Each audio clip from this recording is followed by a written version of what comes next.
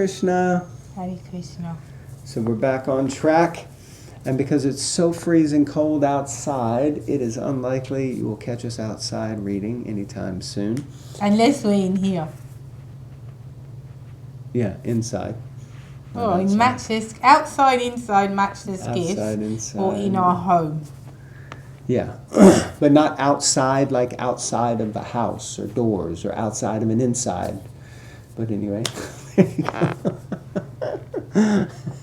Canto 4, chapter 22, text 39. Om Namo Bhagavate Vasudevaya. Om Namo Bhagavate Vasudevaya. Om Namo Bhagavate Vasudevaya. 26 Second Avenue, TJ. Text 39. The devotees who are always engaged in the service of the toes of the lotus feet of the Lord can very easily overcome hard-knotted desires for fruitive activities. Because this is very difficult, the non-devotees, the jnanis and yogis, although trying to stop the waves of sense gratification, cannot do so. Therefore, you are advised to engage in the devotional service of Krishna, the son of Vasudeva. Purport. There are three kinds of transcendentalists trying to overcome the influence of the modes of material nature: the jnanis, the yogis, and bhaktas. All of them attempt to overcome the influence of the senses, which is compared to the incessant waves of a river. The waves of a... Excuse me, you want to change the page. The waves of a river flow incessantly, and it is very difficult to stop them.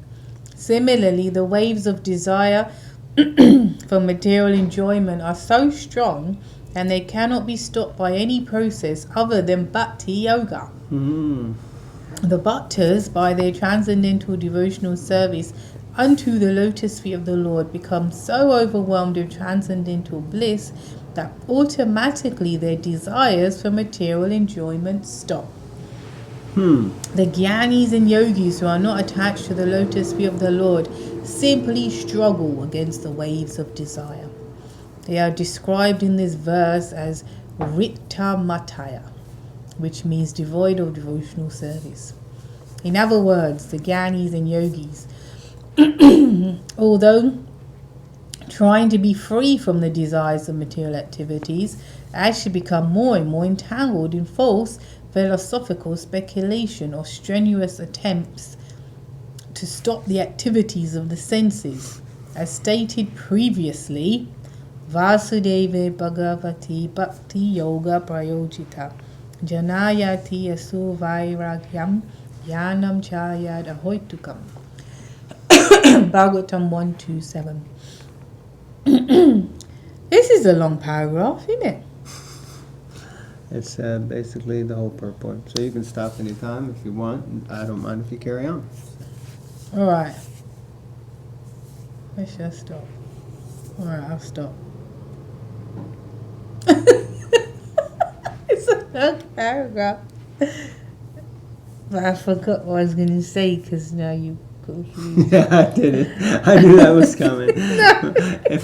She stopped because of me. She forgot because of me. It's the nectar of being the husband. It's all because of you. It's all your fault.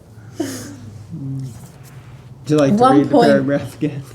One point, because Prabhupada is saying that Bhakti Yoga will stop these incessant desires. So, yeah, I was thinking that when we're practicing Krishna consciousness, we get especially when you first come, it's Krishna's, it's like he gives you a freebie.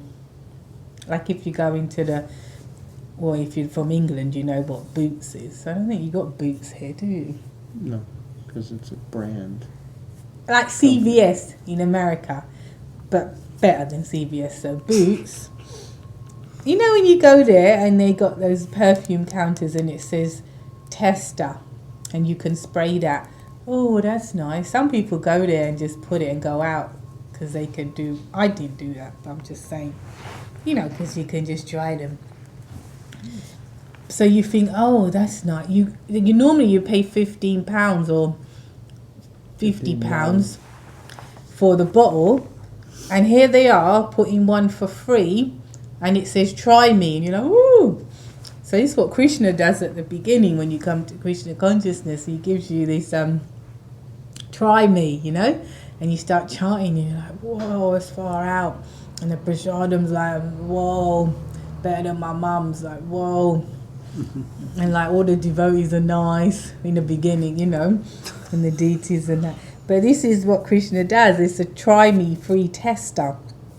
And then what happens is, as long as we stay on that initial enthusiasm and path of following, literally just all you got to do is follow, then the barometer of your bhakti will stop this. It's like a barometer to see to what degree am I actually sincerely following that. All this other stuff that we were dealing with, it does calm down, and it does become peaceful, and it does become like, in fact, you don't even notice it have calmed down. It's only when you meet people from your previous lives and that they're like, whoa, and I don't have anything in common. I don't want to talk about what we used to do. But as you go on, because this path is long and winding, as long as we're alive, we tend to, slow down the gears, or maybe take a side road, as it were. Don't stay on the main road of bhakti, the yellow brick road of bhakti. And then that's when the little desires and the little, monster anatta heads creep up, and then you start to have doubts, and this one's like that, and this is like that, and anyway, this is so boring, or whatnot. So it's interesting. The point is that Prabhupada is saying Bhakti Yoga can stop all that, and we have experience because Krishna's given us all these free tester, otherwise we won't be here. He gives us these freebies, but like most in boots, if you keep doing that, they will come and tap you on the shoulder and say either buy it or buzz off, So in the same way, Krishna, after a while, with the free testers, it's like commit or go. And you're like, oh God. So then you got to make a decision. And yeah, that's what I got to say. Haribol, that was great. Okay. No comment. I will carry on reading this extendedly long paragraph. And here also the same point is stressed. Bhaja Vasudevam indicates that one who is engaged in the loving service of Krishna, the son of Vasudeva, can very easily stop the waves of desire. As long as one continues to try to artificially stop the waves of desires, he will certainly be defeated. That is indicated in this verse. Desires for fruitive activities are strongly rooted, but the trees of desire can be uprooted completely by devotional service. Because devotional service employs superior desire. One can give up inferior desires when engaged in superior desires. To try to stop desires is impossible. One has to desire the supreme in order not to be entangled in inferior desires. Gyanis maintain a desire to become one with the supreme, but such desire is also considered to be kama, lust. Similarly, the yogis desire mystic power, and that is also kama. And the bhaktas, not being desirous of any sort of material enjoyment, become purified. There is no artificial attempt to stop desire.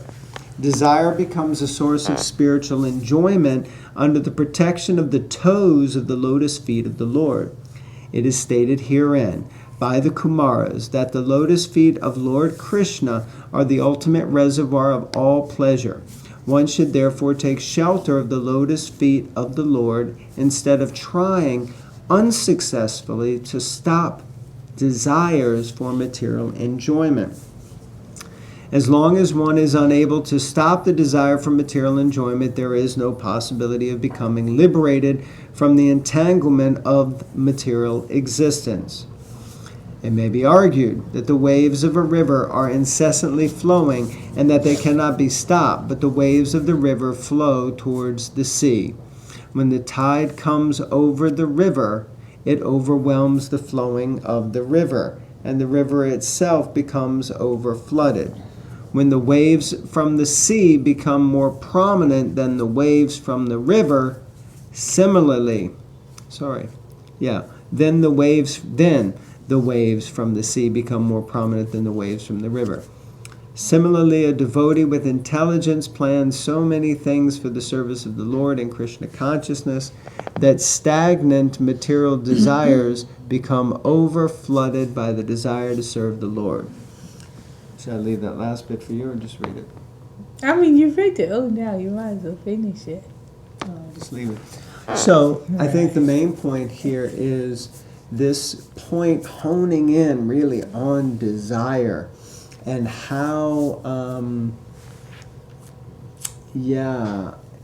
getting rid of desire is a desire. I desire to be free from desires. That's a desire. So, I desire to not have any thoughts. That's a desire. I desire. Anything we kind of go to do is driven by desire. That's why Krishna or Shastra explains that actually the soul's not doing anything except desiring. So we have desires. And by those desires, then the material energy, the three modes of material nature, or Maya or Krishna through the Supersoul are facilitating those desires according to our adhikar or our qualification. So all these other methods of trying to forget the desire or grit your teeth and pretend the desire doesn't exist are not solutions in and of themselves. And that's why Srila Prabhupada especially, he mentioned that for like Grihastha ashram, and he mentioned like sex life specifically, that it's a desire that is not going to necessarily just disappear and go away. Of course, this analogy of the sea overflooding means that it can certainly overtake it, but sometimes the sea may recede and then the river starts to flow again. So he mentioned this idea of using a thorn to remove a thorn.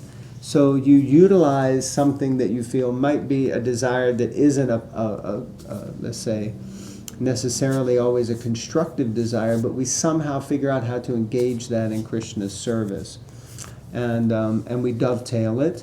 And in that way, we become free also from the reactions of the desire and the desire itself. Hare Krishna. Right, this is the final little bit. As confirmed by Yamunujacharya, since he has been engaged in the service of the lotus feet of the Lord, there is always a current of newer and newer desires flowing to serve the Lord. So much so that the stagnant desire of sex life becomes very insignificant. Yamunujacharya even says that he spits on such desires. Bhagavad Gita chapter 2 text 59 also confirms param drisva nivratate.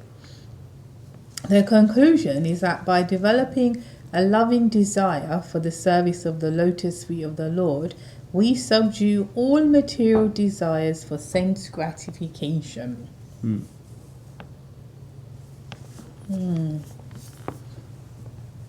Yeah, it's true. It's true in a sense that when you're really engaged, especially when you're engaged in something that you are inclined to do. Of course, sometimes you have to do the needful in this, but when you, as someone's, what do they say, psychophysical nature, when you have an opportunity to serve in that way, then quite frankly, that's like, then you... You're what? Come on, finish the sentence. No, then you're really like, it's like a train track. Imagine a toy train track here, right here. No, don't. And then if you take, like if I took a toy, if I just move the track a bit, the train comes round and then it derails, it falls off or it stops. But all I need to do is click it a little bit, because I just moved it a little bit back into place, and it just smoothly goes round. So that's my point. That when you're serving especially if you're serving, I'm not saying you have to, because I don't want to start some revolution in temples that you don't. You have to do what, service is service. But especially when you get engaged in a way that it lights you up and you're like, yeah, this is what I can do and I'm comfortable with and I know how to do it and I like it. The point is I like it. And then it's like someone's just, as far as our material existence and this and the mind, the anxiety, the stress, the natas, it's like someone just clicks something into place. You're connected to Krishna, and that too in a way that you, according to nature and this, like to be.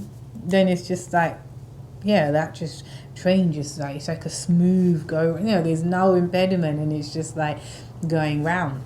Beautiful. So we're happy to hear any input, comments, questions, reflections. Please share in the